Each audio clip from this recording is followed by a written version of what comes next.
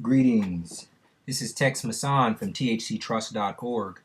A lot of people have contacted me and they've expressed that they were not exactly clear on the procedure that I use to remove derogatory, inaccurate, and negative information off of the credit profile. So I do have some videos that's on the website already, but this video is supposed to supersede all of those. Maybe I'll delete those videos, but hopefully after I explain this letter, which I'm also going to make available for download, so you can download this letter and either follow along or perhaps just use it and modify it so that you can remove derogatory and negative information off your credit profile. Now, one thing I want to make very clear about the letters that I provide at thctrust.org is they're offered without warranty. I do so many letters that I know that there's errors in these letters. I know that there's things that's only specific to my situation or the situation for which the letter was used for that need to be removed. These are only for a template for you to use to give you something that has at least 80%, maybe 90% of the work done for you, where you can change the names, change the companies, and remove certain things or add, more importantly, add certain things that's relevant to what you are doing. Okay? So just keep that in mind. Now, when we're talking about moving derogatory information off your credit report, notice that there's three things that I say that you need to take into consideration. One is administrative process, administrative procedure. Now, when I say that, I'm collectively talking about how you present your statement of claim or your facts to the opposing party and give them a certain amount of time, usually 14 days, to respond, answer, rebut, deny, or provide proof of claim for their allegations. So collectively I call that administrative procedure, but it's specifically knowing how to create those type of statements or affidavits, knowing how to present it to the other party using a notary to do the presentment so she can give you a certificate of service and so that she can certify the non-response. And for those that are very savvy, you can also do this without a notary by using your own affidavit of service and your affidavit of non-response. To find out more information about that, and really before you're even watching this video, I think it'll be good that you get a more foundational understanding of administrative procedure by visiting thctrust.org and clicking the link that says Administrative Procedure and 9210. But again, the three elements that's most important is Administrative Procedure, the Fair Debt Collections Practices Act, and the Fair Credit Reporting Act. Now, I just want to put these things in perspective real quick. The administrative procedure is what you're using to establish your facts and your records. And the Fair Debt Collections Practices Act is the piece of legislation, we'll call it, that the subscriber or the alleged creditor is required to adhere to. So say, for example, if you were dealing with SunTrust Mortgage and they were the ones holding a debt against you, maybe marking up your credit profile, in order to get them to verify or validate that debt, you need to be using your administrative procedure. That means how you present the information to them, giving them the certain amount of time to reply. And you need to be using the Fair Debt Collections Practices Act, not the Fair Credit Reporting Act, because the Fair Credit Reporting Act it deals with reporting agencies like Experian, Equifax, TransUnion. So take note of that. The Fair Credit Reporting Act is what creates the obligations for the credit reporting agency, whereas the Fair Debt Collection Practices Act,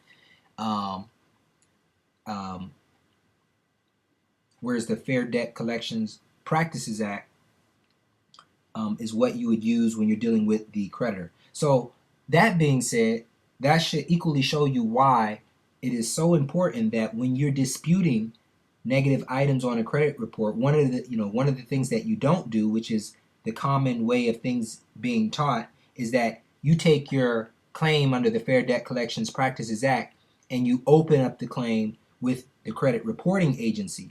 See, what you're doing by that is you're letting the alleged creditor off the hook, because they have duties and obligations to reply to you in a certain way, which includes verifying the debt under the Fair Debt Collections Practices Act. But if you're not directly going to them and holding them liable in accordance with that piece of legislation, but you're going to a third party, which is the credit reporting agency of who you don't really have any kind of contract with, and you're using this piece of legislation that doesn't apply to them, what they're going to do is they're going to execute the verification process off of the procedure that they already have in place with the with your alleged creditor, and that procedure does not include any real form of validation or verification.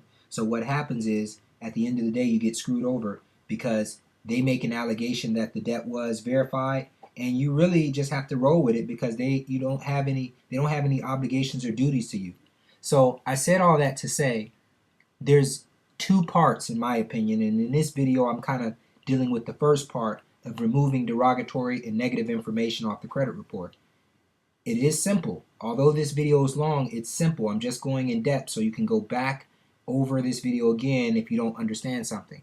So now that I kind of laid the framework, let me talk about the first thing that I think should be done in order, in my personal opinion, this does not necessarily have to be done, but before you even go into the removing a derogatory information, it's my recommendation that you first do some type of discharge on the debt or some type of set-off process, whether it's an A4V or whatever. The goal isn't to get them to say, yes, we recognize this and we're going to walk away. If that happens, you're good. But if it doesn't happen, you got to continue with your process. And the reason is because when you do a say an A4V or something of the sort, and you do a complete administrative process, in the process of getting all those certificates of non-response and the notary default and the 9210 letter, what you do is you build a chain of evidence, and it is that evidence that certifies the fact of the matter that the alleged creditor does not have a claim against you, that the account balance is zero, and that the derogatory or negative, that there should be no derogatory or negative information. So I always, to make this work smoothly, I always recommend you do some form of administrative procedure first, whether it's a discharge of debt or whether you just default them with the 9210 letter that the statement of account is a zero balance, or you default them on the presumption that they don't have any claim. The reason is because when you send the demand for debt validation under the Fair Debt Collections Practices Act to the alleged creditor, you want to be able to provide authentic records already certifying the facts. So kind of like, even though you're demanding for validation, you're demanding for validation in accordance with the authentic records that you're already giving them. You're basically making it more impossible, the likelihood or the chances that they can respond. You're pretty much setting them up for a default, because getting their default and their acquiescence is essentially what you need to have the negative and derogatory information moved from your credit profile. So now I'm just going to kind of read through this letter and point out some important things of what you want to know and what you want to do. But before I do, I also want to talk about the 9210 letter. If you don't know what I'm talking about, please visit www.thctrust.org and look on the, actually, let's bring it up right now. And in the middle of this, I'm going to take a quick break here, and I want to show you guys something. It's common sense stuff, basic stuff, but I understand some people don't know this. So I'm going to tell you something about thctrust.org. This is the website. Here it is. It looks like this kind of. You only see a certain angle of it. But let me explain something here.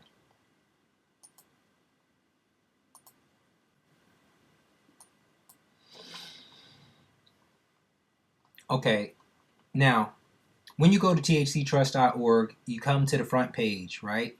And if you look over here off to the side where you see all the menus, there's not many menus, right? This is because you're not logged in.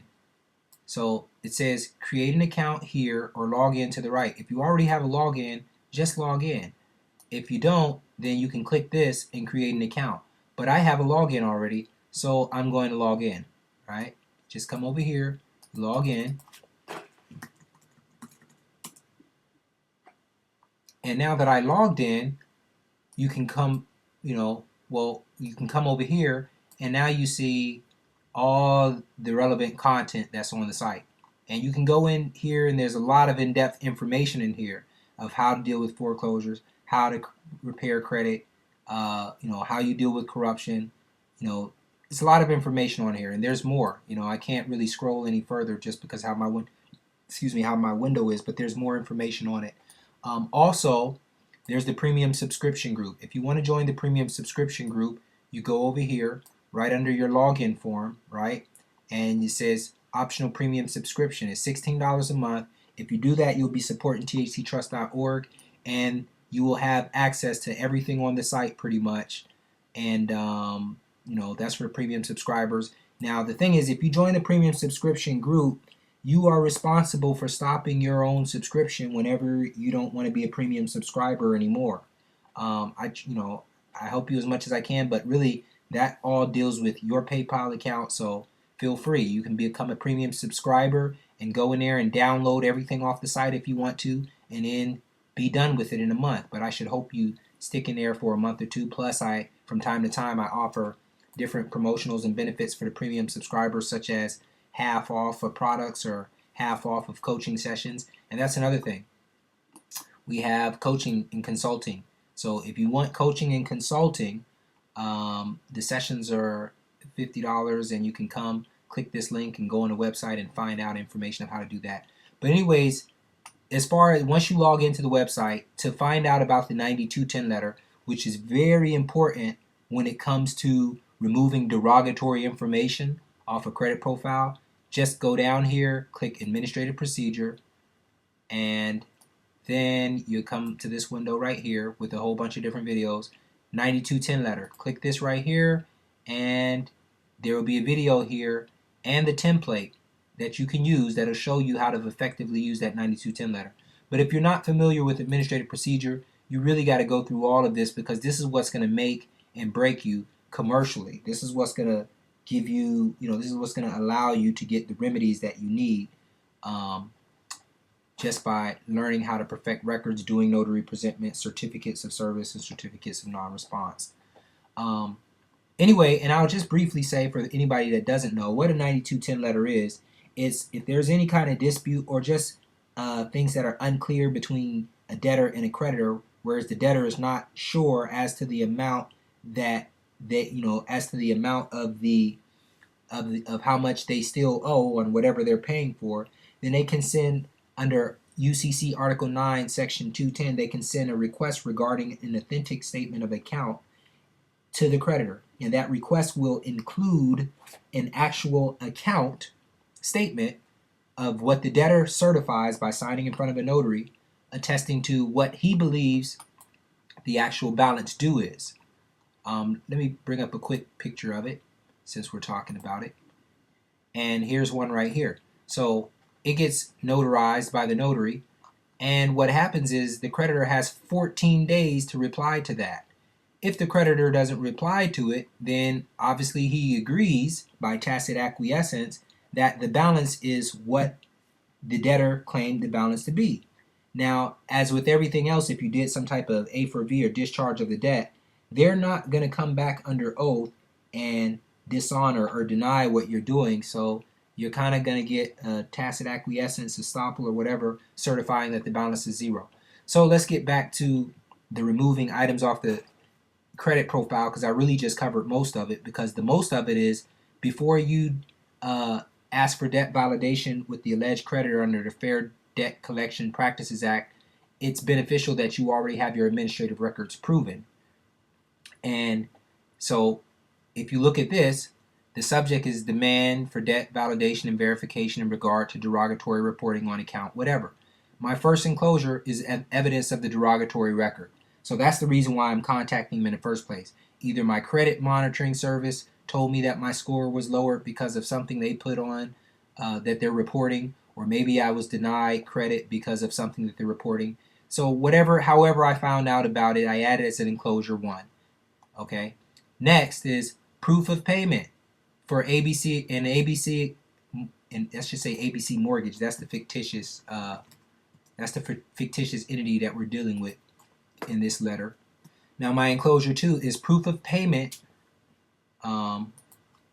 receipt, and ABC mortgage acknowledgement to satisfaction of debt, 3 pages. So if I did a complete administrative procedure, what this is going to be, it's going to be the notary certificate of service showing that I tendered the instrument in the amount of whatever. It'll be probably the PS 3811 showing that they received that instrument, and it'll probably be a certification of non-response from the whole administrative procedure showing that by tacit acquiescence they accepted it. So that's part of my enclosures under this debt validation letter. And then I also added enclosure 3, authoritative copy of the certified statement of account evidencing paid in full and a zero balance. And I also may add the certificate of service and a certification of non-response. All that you will learn about that by watching the administrative procedure videos. But these are already established facts. They've been established when I completed the administrative procedure. So, this is further, this is a step beyond. Nobody's really teaching this because this is something that kind of just makes sense that I added to this. But nobody, there's no normal process for dispute in debt with alleged creditors that's going to include this information using certified records that you perfected through your administrative procedure. So this only makes it a stronger process. Now, I'm going to read something in here. Now, all of this is just standard. I'm not going to read through all of this because this is already a good letter. It has a lot of the Uniform Commercial Code, the United States Code, and every other letter, every other type of law that you can possibly need to challenge the validity of a debt or require another party to produce proof of claim. All of that good stuff is in here. You can read that on your own. But what I do want to show you is how I go about using my administrative record. Like, for example, here's something that's made under the paragraph 4 in here. It says, I demand proof that account number whatever does not reflect the zero balance. I have seen no proof to support your allegation, and I believe no such proof exists. See, I put a negative averment in there. And then I say, see the authentic statement of account certified as of February 17, 2012 as evidenced in enclosure 3. So, right, not only am I saying I have seen no proof that debt is still owed, I'm also giving my positive law, or it's not really positive law, but I'm also giving my, I'm giving positive evidence to prove to the contrary. So now I hit him with a negative averment and I gave him positive evidence to prove my claim, right? So I say, so as part of proof, I say, please provide an audit and accounting. I have to reword this. Please provide, this should say it's a demand or request for an audit and accounting to be conducted in accordance with the generally accepted government audit standards, the Comptroller General Standards for Audits of Federal Organizations, OMB Circular 7-32, blah, blah, blah, blah, blah. That's just some, that's just one of the type of audits and one of the type of, the policy documents that they have to adhere to when they give that type of audit. But they're not going to respond to this anyway because to do so would require them to verify and validate. This means somebody has to sign under penalty of perjury, putting their name to this, standing behind it. And when you've done administrative procedures as long as I have, you're going to find out that that's rarely going to happen unless they just get an idea that you don't know what you're talking about, because nobody wants to take on that liability. So anyways, you send this letter off to them. This is the first letter under the Fair Debt Collection Practices Act. You send this to the alleged creditor and you give them 30 days. You don't send it to the reporting agency. You send it to the alleged creditor. You give them 30 days. And when they default, then that certifies your facts that there is no debt owed. Plus, you already have the certified, certified statement of account evidencing the zero balance, etc., etc. So you've already completed your obligations under the Fair Debt Collection Practices Act. You've defaulted them, and by tacit acquiescence, you got them to agree to whatever allegations you've made in here, which is pretty much that there is no debt, and et cetera, et cetera. Now, you got to modify this. So if you're trying to remove something like, say, like late reporting, I don't want to say late reporting, but say like, late payments or whatever you're trying to move. Add that somewhere in here. Now, if you know that there's specific negative information regarding a particular alleged creditor in your credit profile, one thing that really works to get negative and inaccurate information removed is you have to be very specific to the information. So again, this letter is a template. So if you have specifics, add them in here. Um, you know, like for example, if they say your account was negative in your account payment was late in January of 2012, you have to say, I demand strict proof that in January of 2012 on such and such date that such and such payment was late and that you did not receive. I really don't know. Be a little creative there, but ask for the specific proof and evidence for the derogatory or inaccurate information that you're trying to correct. Remember, somebody has to make a response to this, because if they don't, because again, when you ask for proof, I always follow it by a negative verb and saying, I have seen no evidence to support your allegation, and I believe no such evidence exists. And should you not provide the proof, it constitutes your agreement that the account was not late in January, whatever. You don't have to do all that, because by them not responding is tacit acquiescence anyway. But the point I'm trying to make is the negative and derogatory information that's in your credit profile that you want to fix. If you know specifically what's in there, then be very specific when you ask them for proof or evidence to support their claim, because you want to default them on that. And the reason is because when you actually open up the dispute with the reporting agency and you give them notice to remove the items, you can use this letter and the default there too as proof. And that's what they call it. When you send them supporting documents to support what you're asking them to correct, they call it proofs. And I know because I've done it before, and all the enclosures, it was a different letter obviously because I was dealing with the credit reporting agency. All the enclosures that I added, they specifically referenced them as proofs to support my claim, and they went right in there right then and did a little keystroke and removed the derogatory information. But again, they're like robots, these employees are. They're looking for a certain key word to be able to fix that one problem. So if you didn't address that problem, you can't just generically go in there and say, oh, they didn't respond, so you should fix this.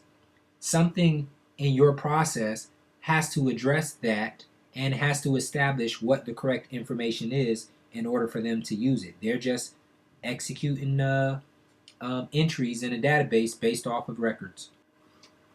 In this particular template letter, this was used after someone did a discharge of a debt, using like an EFT or an A4V or something like that. So the main thing that was being disputed was that the account balance was not, $30,000, but that it was a zero balance. And I kind of learned because I actually came into a situation where they were like, well, we can mark the account balance as zero because your proofs support that, but we can't change the fact that there's a late payment on such and such date. Now the crazy thing was the date with the late payment that I was trying to have corrected came after the fact that the account was already balanced of zero.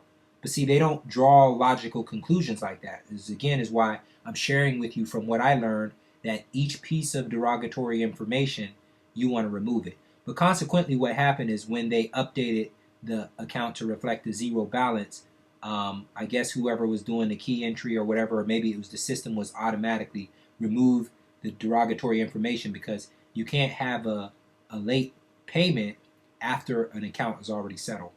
Anyway, that's just something I ran into.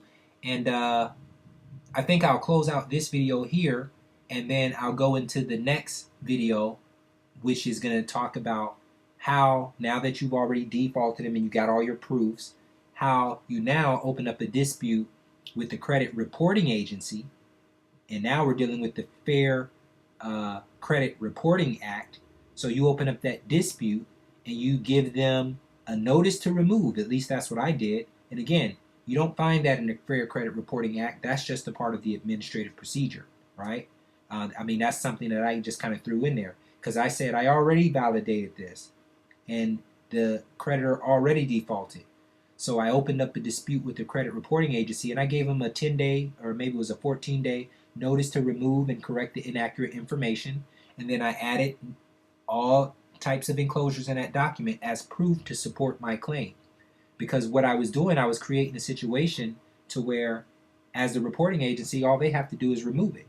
And I was really prepared that if they didn't remove it, then I was going to bring a claim against them, because I've already established the facts with the alleged creditor. So there should be no reason why the reporting agency wouldn't just remove and correct the information. I've already established those facts.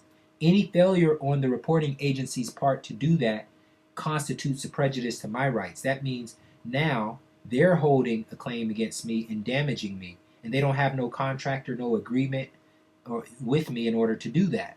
Okay? You see the angle that I'm coming from? Now, fortunately, when I was first doing this type of stuff, I was ready to take them all the way to court, but I found out if you do your administrative process right, they will recognize and you won't have to go through all that. But hey, if it doesn't work for you, take them to court. You have certified records. And you don't have to take the alleged creditor, because if they default and they went silent, then you can't look at them as prejudicing your rights. You got to look at the person that's reporting the information. But anyways, stay tuned for the next video, and there will also be a template letter in there that you send to the credit reporting agency, being Experian, Equifax, or TransUnion, or some other agency, noticing them and demanding that they move the derogatory information.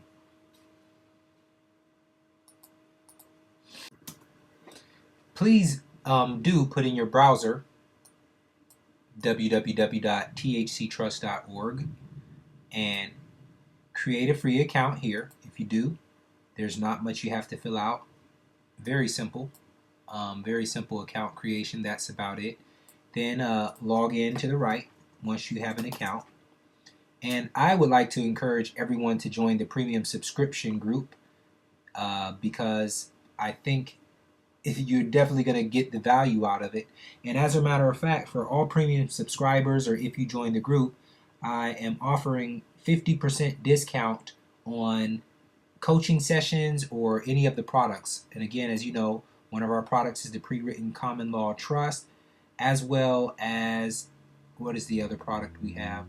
We have the Home for Free Guide, which is another product. And again, you can get all these products for 50% off, including coaching sessions, if you are a premium subscriber. You're not going to find information on that at the website, so send any email to me at coaching, COACHING, at thctrust.org, and I will send you an invoice for whatever service it is or product that you want at the 50% discount rate, so you can have that.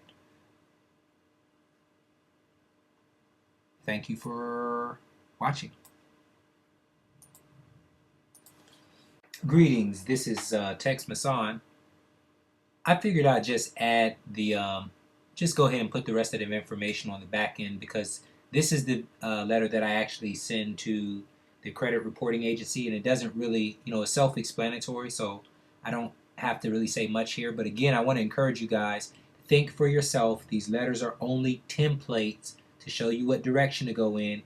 If your mind is looking at these letters as the gospel, you're never going to understand what I'm doing, because you're trying to look for a silver bullet remedy and you're not thinking for yourself. I am not the authority. There is no authority. This is just what I've done that works for me. So you take the same format, but you make it personal. Anyway, this letter is a notice to correct the credit report. And the first thing I tell them is the request for validation and verification in accordance with the that should be the Fair Credit Reporting Act. Fair Credit Reporting Act. Anyways, like I said, I kind of just do these letters up for you here, but that should be the Fair Credit Reporting Act. But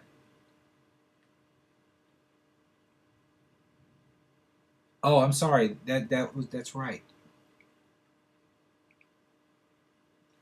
Okay, it says this request for validation and it says the request for validation and verification in accordance with the Fair Debt Collection Practices Act has been received by the subscriber on April 10th, 2012. there has been no response as of May 10th, 2012, even until the 17th day of May 2012.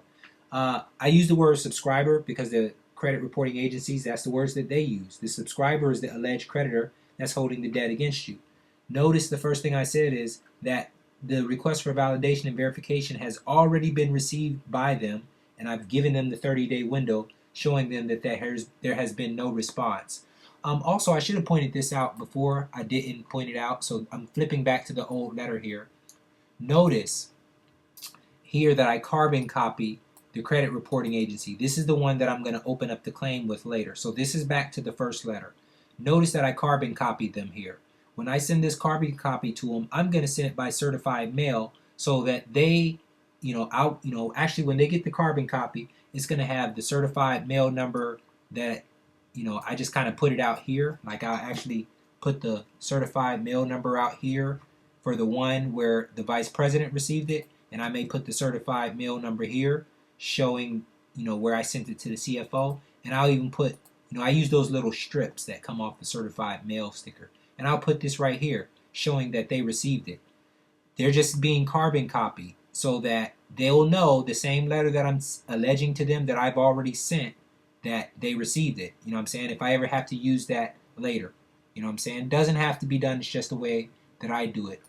I should have pointed that out earlier. But anyways, this letter right here, I'm basically letting them know that it's already been disputed, and this is a notice to correct the credit report.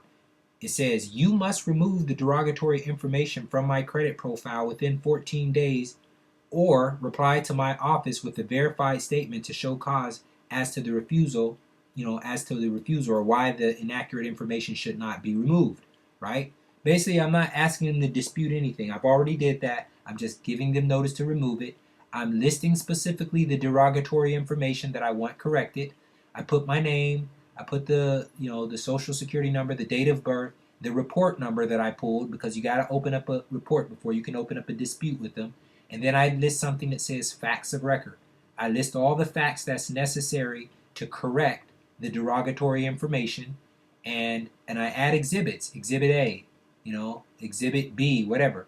You add exhibits, and those exhibits, you can add the exhibits and attach them to here. Those are your proofs. Those are your certified records and your default as may be necessary in order to get the items removed. And you sign it and you send it to them, and you wait to see how the dispute turns out. And you may have to get on the phone with them and do a little pushing to say, simple questions. Who did you validate with this with? May I have their name, whatever, etc., etc. If you get stuck somewhere, again, we offer coaching and consulting. If you don't wish to call them and things don't come back the way you wanted them to, there's also an additional third letter where you put a little pressure on the reporting agency, and that will also be available at thctrust.org for your download pleasure. Thank you for watching.